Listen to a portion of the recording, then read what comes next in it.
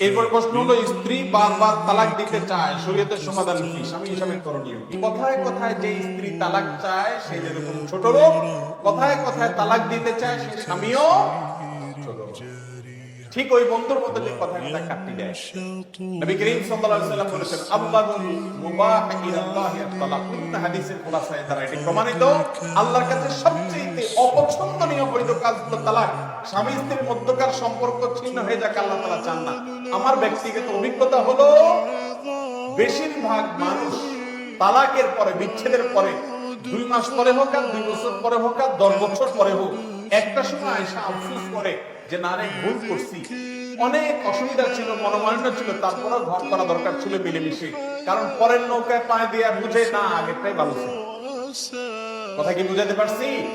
এজন্য কথায় কথায় তালাক চাওয়া এটা জায়েজ নয়। যে মহিলা কথায় কথায় তালাক চায় সে গুনাহের কাজ করে।